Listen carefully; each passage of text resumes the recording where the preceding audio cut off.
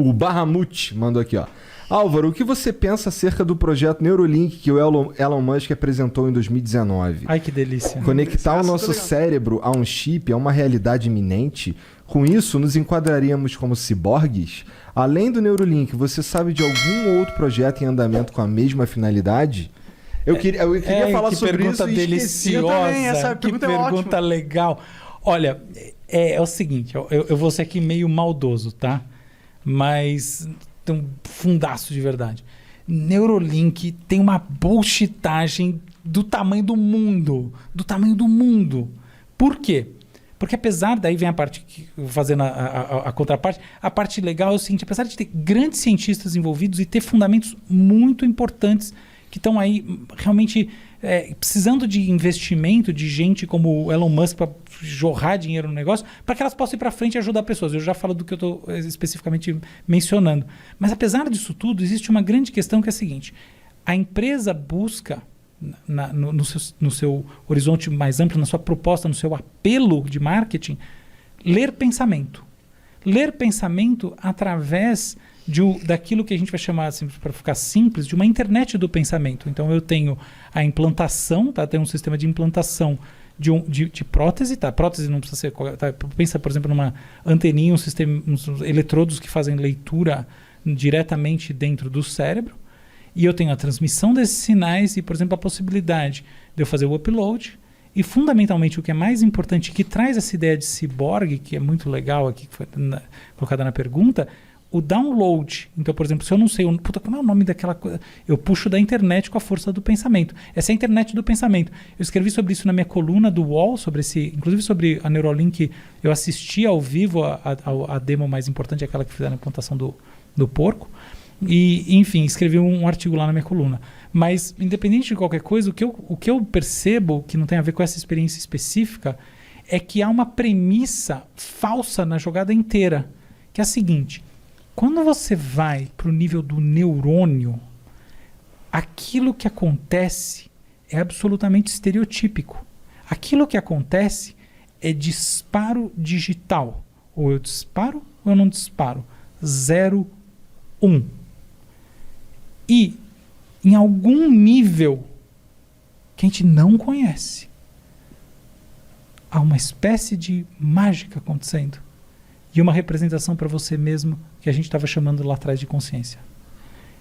Qual é esse código da mente? Qual é a linguagem do pensamento, em outras palavras? Do pensamento abstrato? A gente não sabe. Então, existe um grande caô. Porque essa premissa de que a gente vai fazer a leitura, não tenho dúvida. Mandar o sinal do cérebro, não tenho dúvida. Correlacionar isso, por exemplo, à imagem. Eu estava falando de imagem de sonho. Não tenho dúvida. Por quê? Como eu dei um truque, eu fiz um truque aquela hora. Eu falei assim, a pessoa vê a imagem um monte de vezes, aí eu sei que imagem ela viu. Por quê? Eu não sei ler a imagem no cérebro dela. Eu sei reconhecer o padrão que ela ativou do cérebro quando ela viu aquela imagem. Mas qual é a porra da linguagem do pensamento? Me mostra quem sabe. Não existe. Então, como é que neste momento, que a gente não está nem perto disso, eu vou fazer leitura de pensamento de verdade? Não existe. O que a gente faz é leitura do que a gente chama de proxy. Né? É uma proxy para o pensamento. Inclusive, eu já fiz muito isso. Eu tenho um projeto com obra de arte controlada pela força do pensamento, que é isso. São os diferentes elementos da obra de arte são ativados por eletrocefalografia e também outras experiências. Fiz um monte para marcas e tal. Como? Eu tenho uma proxy daquilo que a pessoa sente quando ela está engajada numa experiência. Mas eu não tenho uma leitura específica da fenomenologia do engajamento. É assim que eu blá blá blá me sinto, tá aqui nesses neurônios do cérebro. Isso não existe nem de longe. Então eu acho que em 50 anos a gente não vai ter. Então tá aí o grande truque. Aí eu volto para o campo de base. Falo, tá bom, mas esse truque parte do quê? Ele parte de uma coisa muito importante, que é a capacidade de fazer a leitura dos sinais possíveis, que eles estão nas áreas mais sensoriais do cérebro e motoras. Então, por que isso é uma discussão importante? Porque quando eu posso ler o sinal motor, eu posso naturalmente ativar através de prótese exoesqueleto. E endoesqueleto, que em última análise é o que vai importar mais, que é aquilo que vai gerar uma estrutura interna ao seu próprio corpo e não externa, que é muito melhor.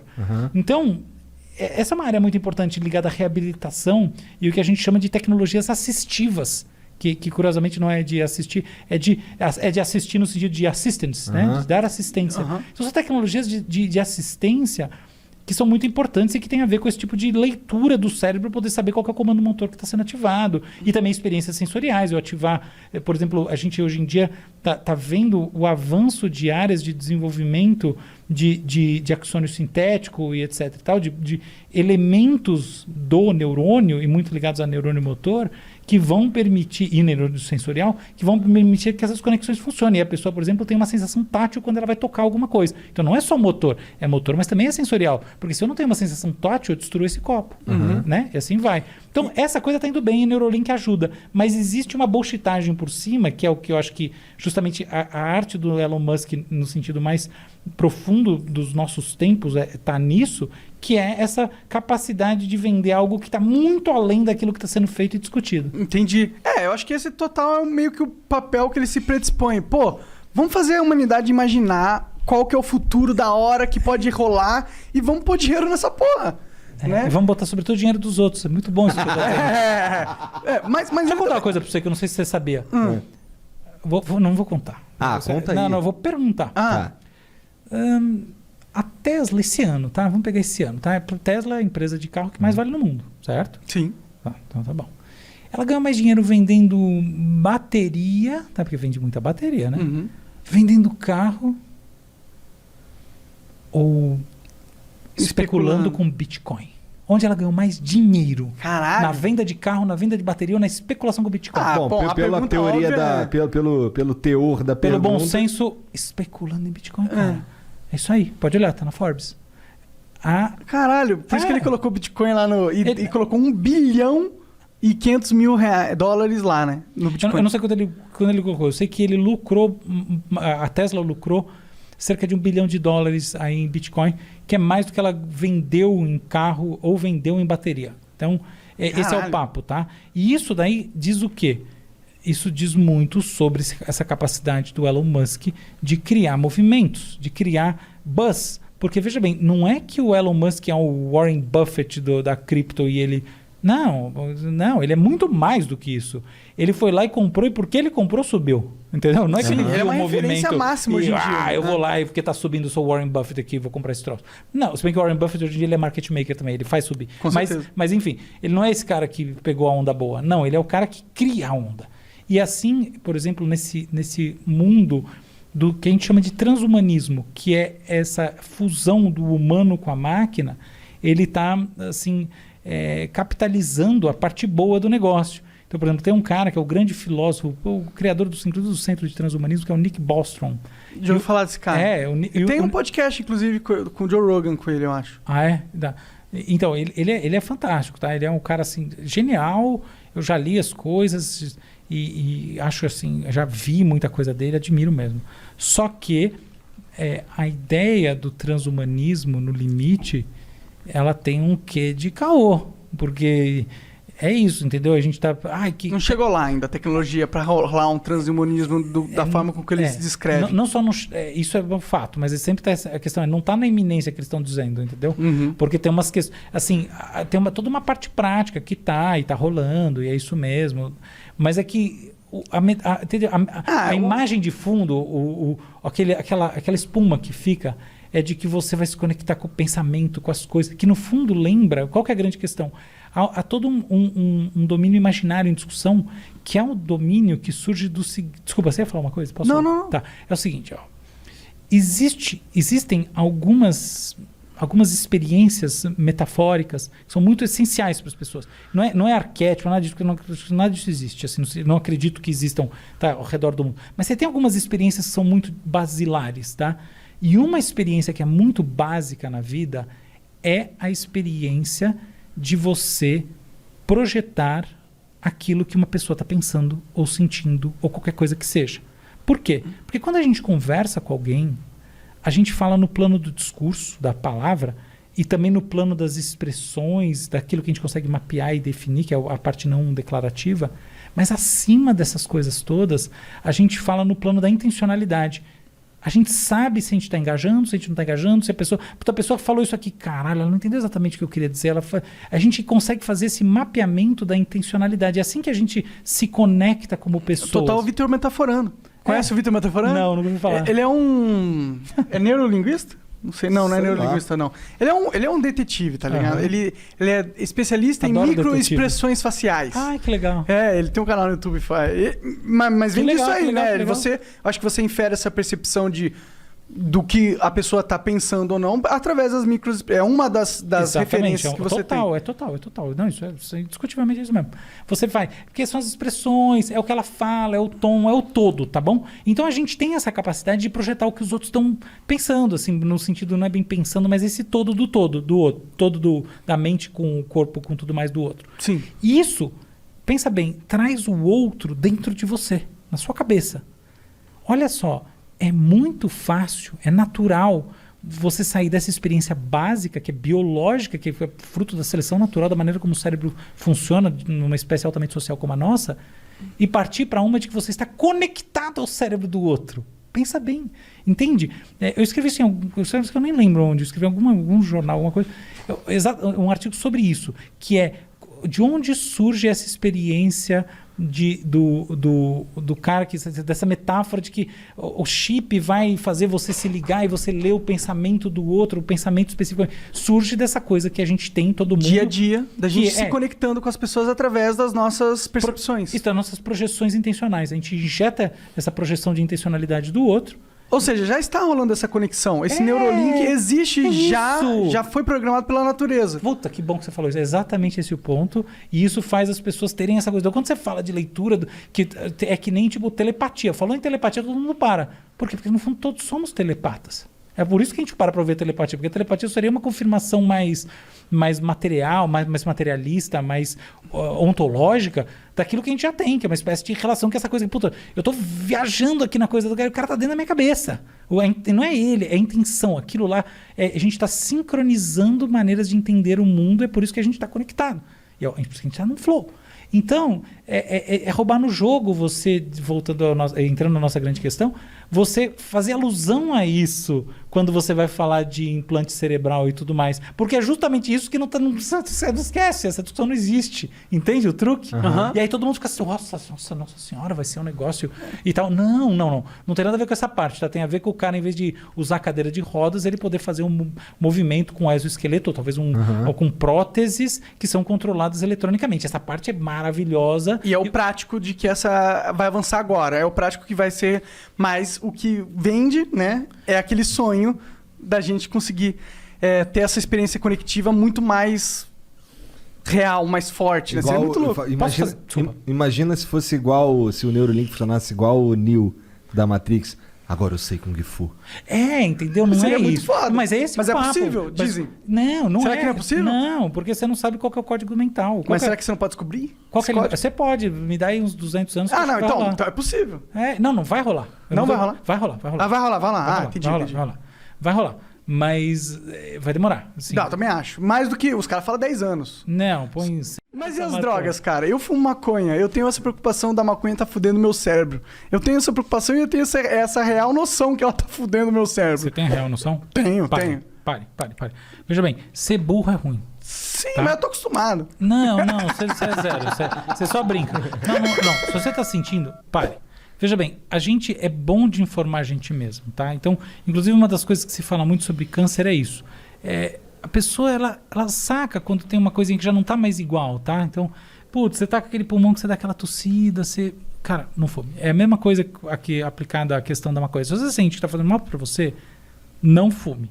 Agora, outra discussão é quais são os danos neurológicos, cognitivos de longo prazo da maconha. Isso. A grande verdade, queira-se ou não, é que há muita indefinição nesse campo. Eu não vou dizer aqui que está provado por A mais B que definitivamente fumar maconha na vida adulta gera declínio cognitivo.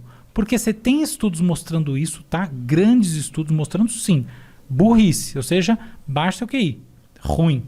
Razão pela qual eu na dúvida, deixa para lá. Claro. Mas você tem também estudos mostrando que não encontraram resultado, que são estudos inconclusivos. Há um debate, não é uma área onde você tem certezas. Agora, o que tem certeza, isso é muito importante sempre, sem discurso moralista nem nada. Claro. O que há certeza, é que fumar maconha na infância... Antes dos 25, né? Eu diria antes dos 18, tá? 17, assim. Infância e adolescência, isso não é bom, tá bom? Isso assim, é certeza absoluta... Que vai dar merda. Que durante... Não necessariamente vai dar merda, mas que não é bom. Aumenta a chance de merda. Esses caras aqui... Eu tinha um amigo meu que fumava desde os 12 anos. Cara, eu encontrei ele depois na faculdade. Mano, não é o mesmo cara, tá ligado? Enfim, tá... Não sei se mais burro. Não percebi que ele tá mais burro, mas que ele tava mais lento, ele tava. Não, mas é isso que eu tô chamando de burro. Não existe burro, tá? É um jeito brincalhão de falar. Sim. É lentidão de raciocínio. Isso. É problema de memória de trabalho. Memória de trabalho quer dizer o seguinte. A gente tá aqui conversando. Puta, qual era o assunto mesmo? É isso. Eu sofro isso. Então, isso daí... Principalmente quando eu tô fumando muito durante, né? Tudo bem. Mas é isso, sabe? Eu acho que assim, a gente tem que separar a discussão sobre o uso de qualquer... Por sinal é o seguinte, tá? A grande verdade é que aquele porre do adolescente de 14 anos, cara, esse é bem pior. Nocivo, tá? né? Esse é nocivo.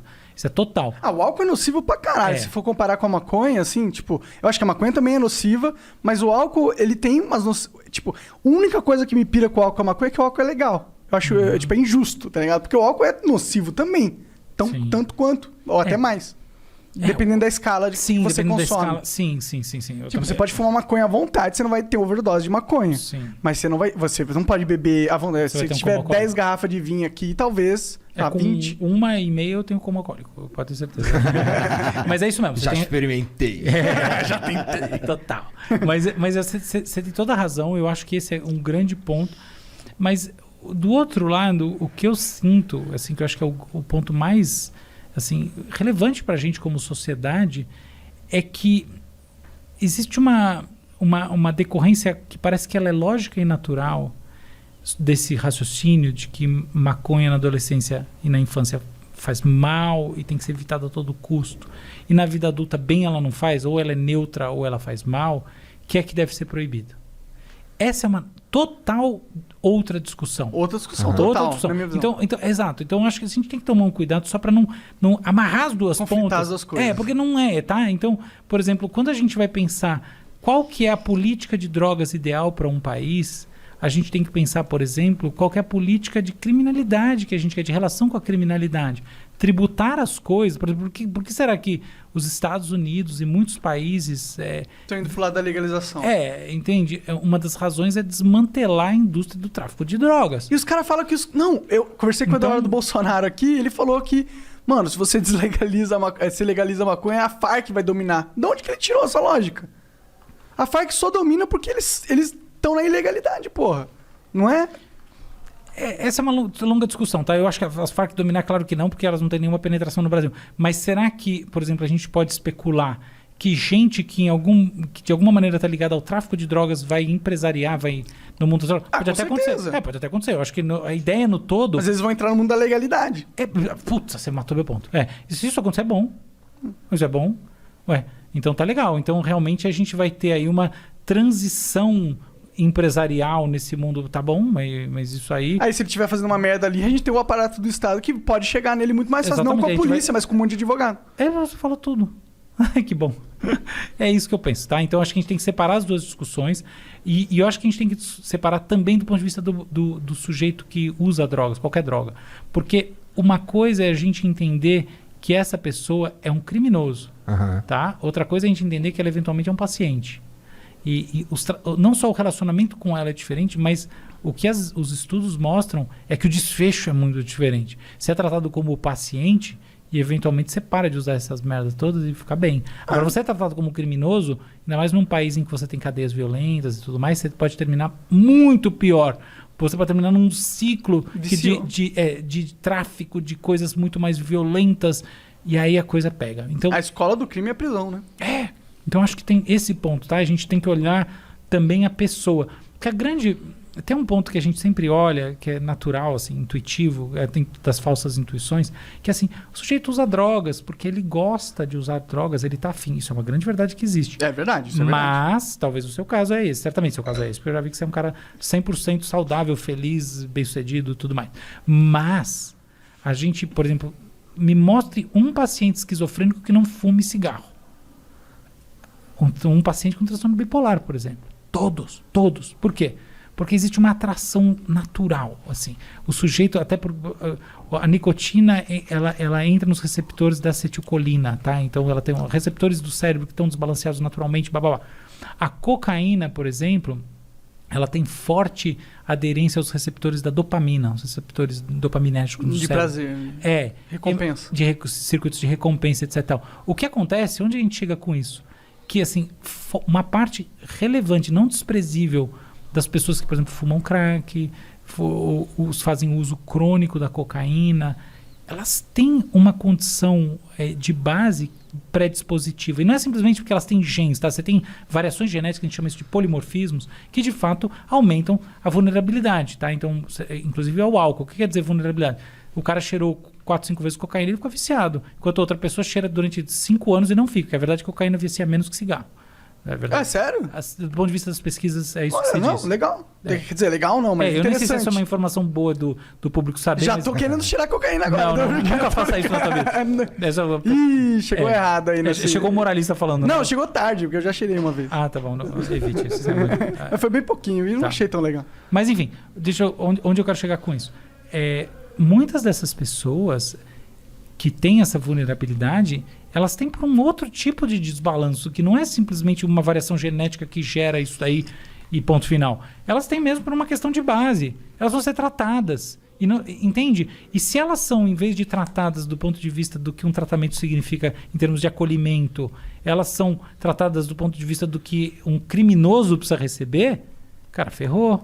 Você vai aumentar o problema dela. Entendeu? Então, eu acho que a gente tem que também ter um pouco de empatia pelas pessoas que usam drogas por questões que são muito de dificuldades pessoais. Quer um exemplo? No Brasil, a gente teve uma grande epidemia de cola, né? De solventes. Solventes usados por meninos de rua. Eu lembro disso. Porra, cara, você tá entendendo? Você tá falando de criança Destruindo o potencial dela. E que não tem pai, não tem mãe, não tem comida, não tem nada, e você vai jogar, antigamente se chamava na FEBEM, né?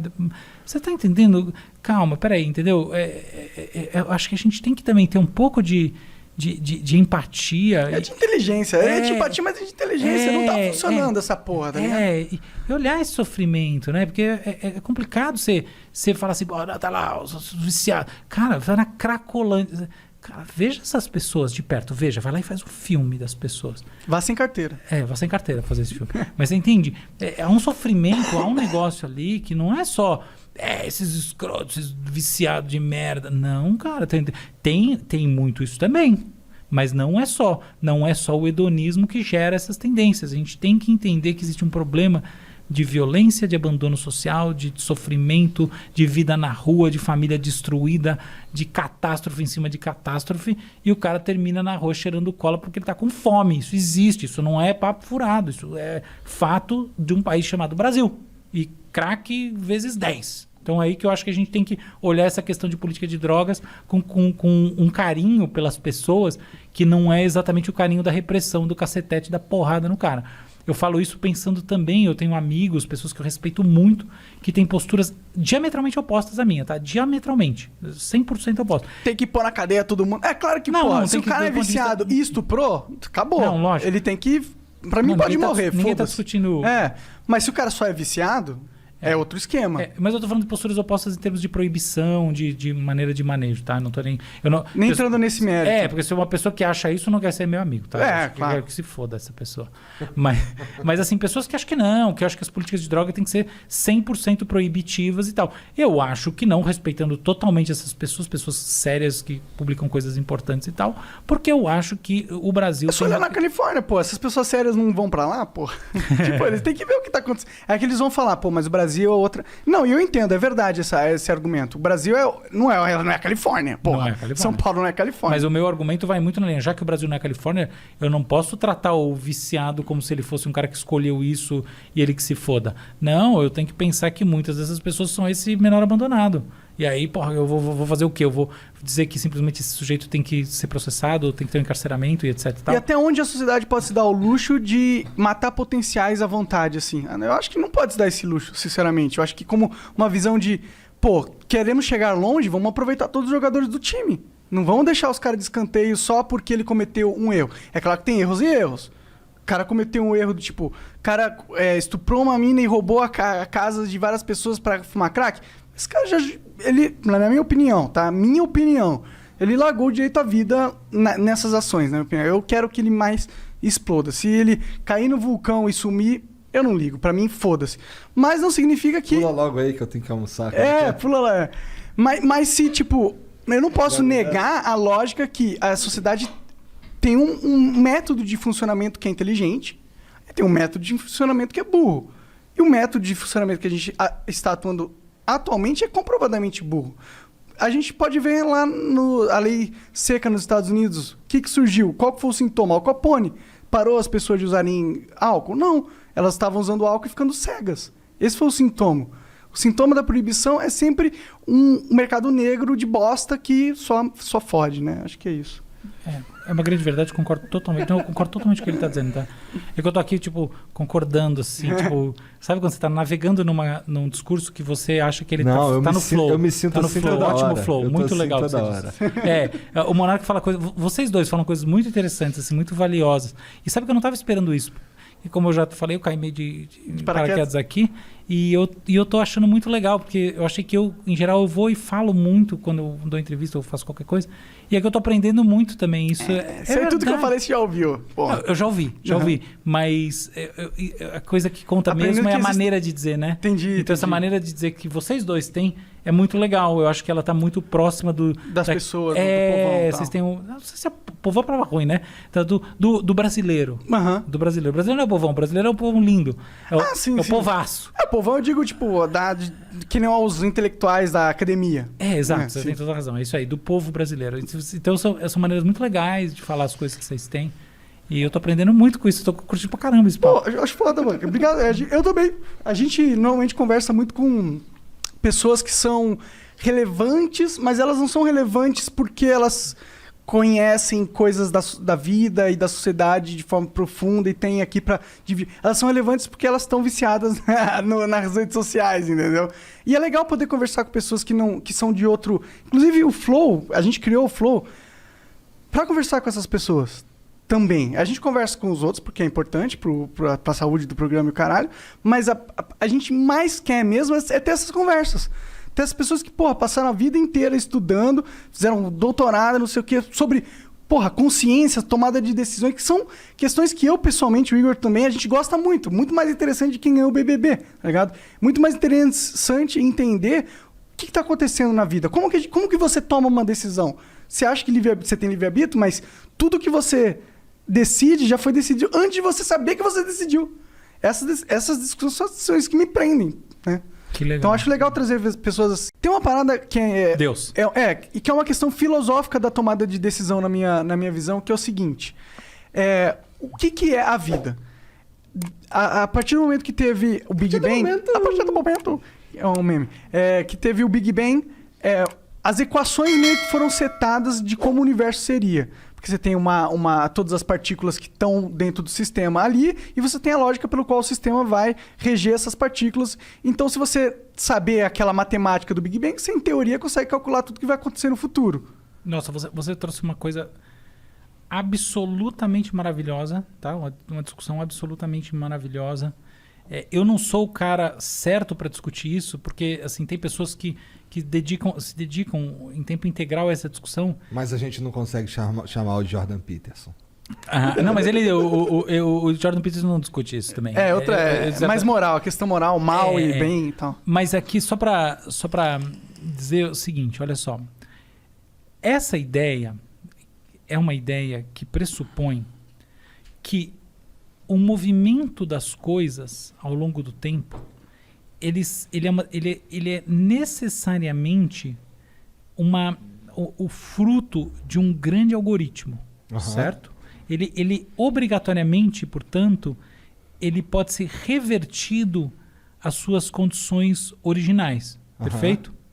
Existe uma teoria alternativa, que é uma teoria computacional do que diz o seguinte: é só na computação das coisas que as coisas vão se revelar. O que significa o quê?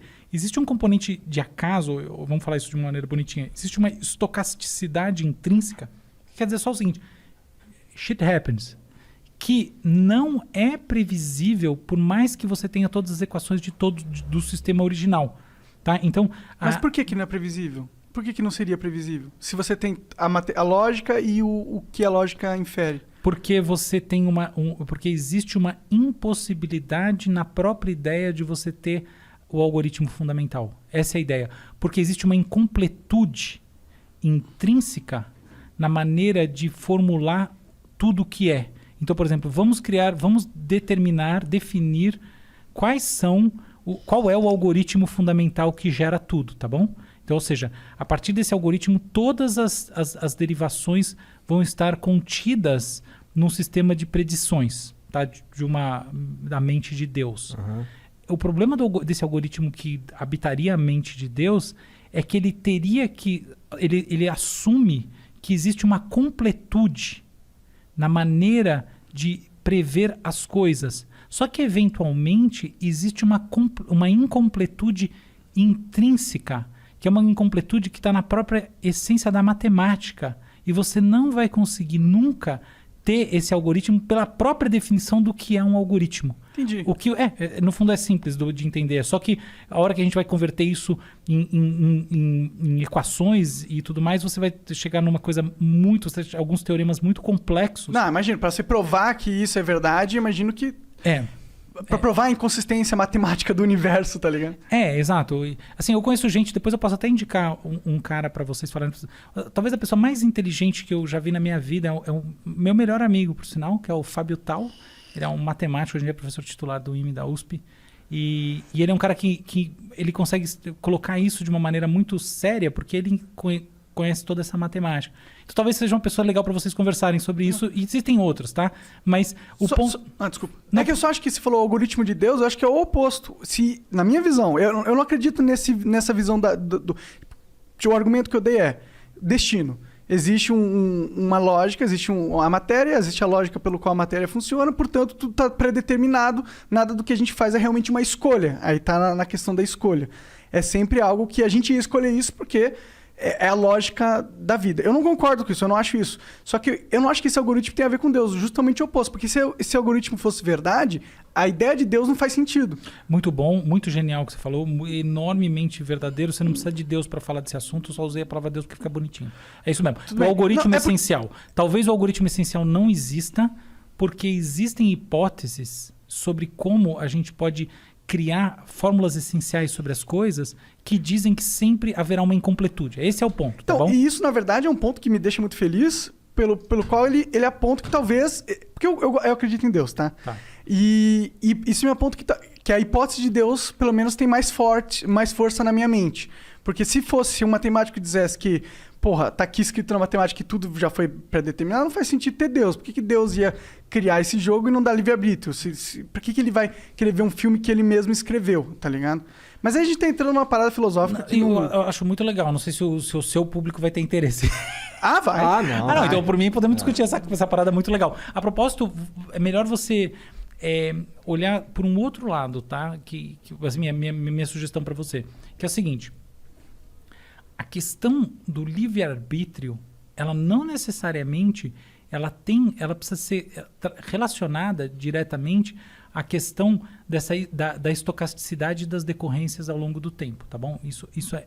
Eventualmente você pode dizer o seguinte: não existe livre-arbítrio porque para eu tomar uma ação e para eu processar alguma coisa na minha consciência e para eu ter um sentimento ou o que quer que seja, existe um processo que é estruturado dentro do sistema nervoso. E quando ele chega nessa etapa em que ele surge a consciência, na verdade ele está sendo lido. Ele não está sendo produzido. Esse é um argumento bem mais palpável, bem mais forte. Então, por exemplo, assim, eu lembro de uns experimentos que eu fiz com isso, assim, eu conseguia prever com 99% de certeza a opção que alguém ia ter numa tela. Inclusive tem um negócio que eu fiz lá que dava para prever antes da pessoa quer saber que eu ia perguntar isso para ela. Tá, isso aí eu não sou... não, tem um monte de gente que fez isso, tá? Claro. Então, por quê? Porque os processos decisórios são construções que evoluem, que acontecem em camadas dentro do cérebro, alguns milissegundos antes de você efetivamente deliberar, você tem uma pré-construção. Então, esse seria supostamente um argumento contra o livre-arbítrio muito mais consistente, que não depende necessariamente de você falar de toda a capacidade preditiva, porque a gente está... Ela é uma discussão meramente teórica. Entendi. Tá? E a incompletude matemática, na verdade, ela não tem nada a ver muito com essa discussão, porque ela é uma discussão que está muito mais dentro da própria filosofia da matemática. Tá? Tem um cara chamado Gödel que escreveu sobre isso, tá? Na verdade criou um teorema e a partir dele um monte de filosofia em torno que gerou esse papo todo. E que eu fico até com vergonha de ficar falando muito, que os matemáticos acham que é a maior bullshitagem ficar conversando essas coisas. Tá? Porque matemática... de derivações conceituais, filosóficas e neurocientíficas em cima dos... Ele acha que não dá pra determinar nada disso, só se importa com a matemática. Exatamente, que todo mundo que faz isso tá forçando uma barra monstruosa. Interessante, exatamente. De matemática. Não, a matemática é um tipo de louco legal, tá? Não, eu gosto pra caramba, mas eu gosto de discutir sobre as loucuras que eles inferem também. Exatamente, só que eu quero ter a liberdade de brincar em cima.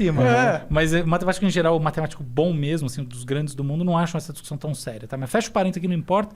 A questão é que eu acho que a gente tem uma discussão de livre-arbítrio que é muito mais importante hoje em dia, que é essa. Então, por exemplo, se eu faço uma neurocirurgia e através dela eu insiro circuitos cerebrais usando a chamada neuroprotética, tá? Então, coisas que eu posso eventualmente estar mapeando no seu cérebro através de, por exemplo, eletrodos, aquilo que você está formando em termos de inputs cerebrais e através de um algoritmo, né, de chamada inteligência artificial, prever alguns milissegundos antes da chegada à consciência algumas coisas, não todas, tá? Não pensamento abstrato, nada disso. Até se vocês quiserem que eu comente um lance do Elon Musk e do rei do caô, tem muito a ver com isso. Mas daqui a pouco eu chego lá. Claro. Só para pegar esse ponto como essencial, essa é a verdadeira discussão do livre-arbítrio hoje em dia do ponto de vista científico. Porque, de fato, os processos decisórios, os processos perceptivos, né, e as representações mentais na consciência, que em última análise são percepções, eles têm, e os processos motores, fundamentalmente, eles não são simplesmente emanações de si mesmo, eles são leituras que você faz de si mesmo. E elas tomam tempo, tá? Então elas têm... E não é o tempo... no sentido que os físicos tomam. Não. É o tempo do mundo físico, do mundo newtoniano, tá? Milissegundos, assim, tá? Não é o tempo. Não, é milissegundos. Toma tempo esse troço. E aí você consegue ter toda uma coisa que fala, puta, que belo livre-arbítrio é esse que eu consigo saber o que a pessoa vai fazer antes dela própria, entendeu? Mas então, aí dentro dessa discussão, eu acho que cabe, tipo, existem ações... A gente tem o nosso sistema automático. Sim. Né? Que é um sistema... 90% do cérebro, ele tá fora da consciência.